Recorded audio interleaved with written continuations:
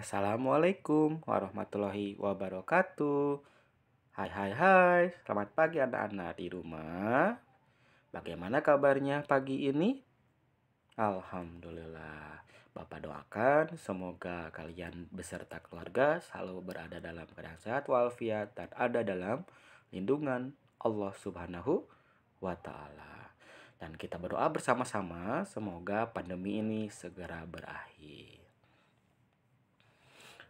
Nah, pada kesempatan kali ini kita akan melakukan pembelajaran mengenai perkembangbiakan pada tumbuhan. Apa sih itu perkembangbiakan pada tumbuhan? Nah, perkembangbiakan pada tumbuhan itu terbagi menjadi dua jenis ya. Ada yang disebut dengan generatif, ada yang disebut dengan vegetatif. Nah, pada hari ini kita akan melakukan pembelajaran mengenai perkembangbiakan pada tumbuhan secara generatif. Nah, perkembangbiakan secara generatif itu biasanya adalah terjadi proses peleburan ya, atau yang sering disebut dengan proses penyerbukan kalau pada tumbuhan. Nah, di mana penyerbukan ini adalah merupakan peristiwa jatuhnya serbuk sari, yaitu sebagai sel kelamin jantan, jatuh tepat di kepala putik yang mengandung sel kelamin betina.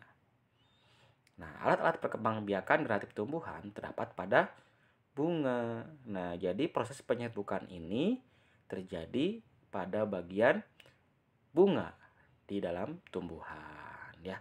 Nah, berikut ini adalah gambar dan beserta bagian-bagian dari bunga.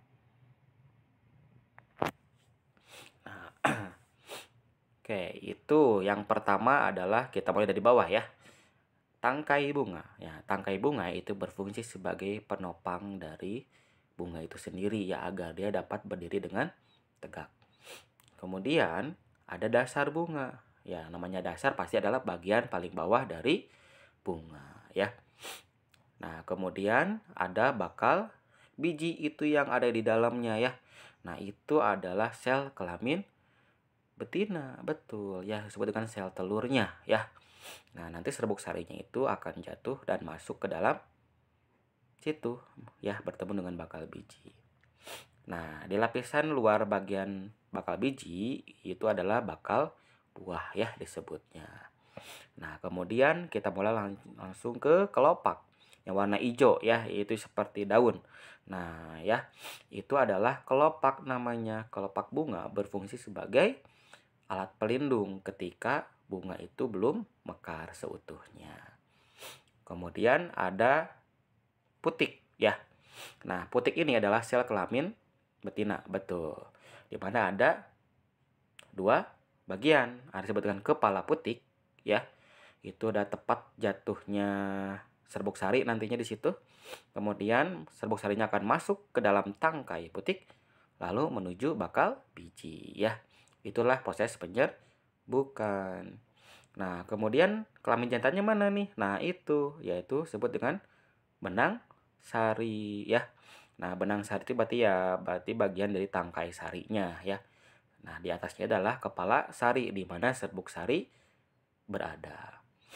Kemudian, nah itu yang paling cerah ya. Ada yang warna merah, ada biru, ada kuning, ada hijau. Nah, yang warna-warni itu disebutnya adalah mahkota bunga, di mana berfungsi sebagai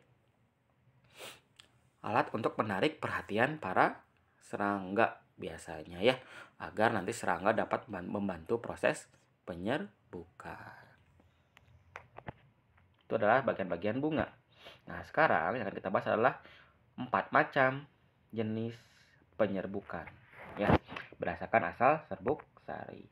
Yang pertama adalah penyerbukan sendiri atau autogami ya, yaitu serbuk sari jatuh ke kepala putik bunga itu sendiri ya.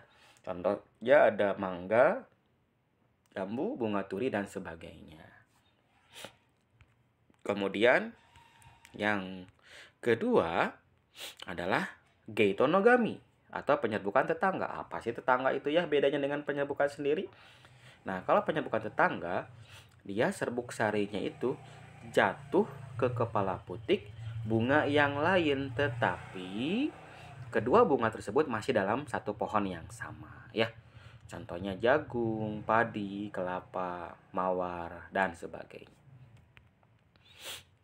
Dan yang ketiga adalah alogami atau penyerbukan silang, yaitu serbuk sari jatuh ke kepala putik bunga lain yang berbeda, ya, pohon, ya. Tetapi bunga tersebut, kedua bunga itu masih dalam jenis yang sama, hanya saja berada di pohon yang berbeda. Contohnya adalah melinjo, kamboja, pinus, dan sebagainya. Dan yang terakhir adalah hibridogami atau penyerbukan bastar. Nah, bedanya dengan penyerbukan silang tadi, ya, alogami. Nah, bastar ini dia serbuk sarinya itu jatuh ke kepala putik bunga yang berbeda, ya, dan pohonnya pun berbeda. Nah, contohnya itu tinggal dilihat saja. Nah, setelah ini kita akan coba lihat gambarnya. Nah, ini adalah penyerbukan sendiri, ya, di mana tuh benang sari atau serbuk sarinya itu jatuh ke kepala putik di dalam bunga itu sendiri. Kemudian penyerbukan tetangga. Nah, dia masih dalam satu pohon yang sama. Gitu, ya. Itu perbedaan dengan penyerbukan sendiri. Jadi serbuk sarinya itu jatuh ke bunga di sebelahnya. Nah, ini penyerbukan silang atau alogami tadi, ya. Nah, ini si serbuk sarinya itu jatuh ke kepala putik bunga yang lain, tetapi masih satu jenis. Nah, kalau bastar itu keduanya berbeda jenis si bunganya, beda jenis dan beda pohon juga. Itulah penyerbukan berdasarkan asal serbuk sari. Kemudian jenis-jenis penyerbukan melalui perantara. Nah, ada disebut dengan anemogami, itu penyerbukan dengan angin. Ya, otomatis berarti bunga tersebut itu dibantu oleh angin. Ketika angin berhembus, maka serbuk sarinya itu akan jatuh ke kepala putik yang lain, ya. Nah, ini biasanya ciri-cirinya dia si tangkainya atau si bunganya itu berarti dia kecil, ya. Tangkainya tuh tipis sehingga mudah untuk ditiup oleh angin. Kemudian yang kedua adalah zoidiogami, ya, agak ribet juga, ya. Nggak apa-apa lah. Nah, ini adalah penyerbukan dengan hewan, bisa dengan kupu-kupu, lebah, kelelawar, siput, atau burung, ataupun serangga-serangga lainnya, ya. Nah, seperti ini gambarnya. Jadi dia misalkan contohnya lebah, dia menghisap nektar di bunga itu untuk membuat apa, ya, madu, ya. Nah, nanti si serbuk-serbuk sarinya itu akan menempel di ekor atau di kakinya. Nah, ketika dia terbang, maka serbuk sarinya itu akan berterbangan jatuh nanti ke kepala putik yang lain. Seperti itu, ya.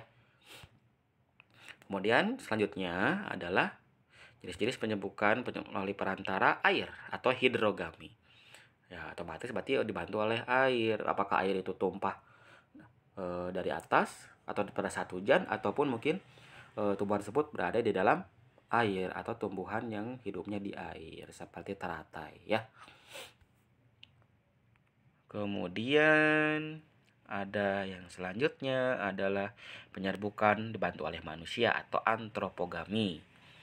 Nah, berarti bisa dengan cara kita pakai kuas nih kayak di gambar tersebut. Serbuk sarinya kita ambil, terus kita jatuhin ke kepala putik yang lain. Nah, bisa seperti itu, ya. Contohnya seperti salak, vanili, semangka, dan lain-lain. Nah, itulah pembahasan tentang proses penyerbukan serta bagian-bagian dari bunga. Semoga bermanfaat, ya. Sekarang kalian tinggal tunggu saja untuk mengerjakan tugas dari guru kalian masing-masing. Terima kasih, sampai jumpa pada pembelajaran berikutnya.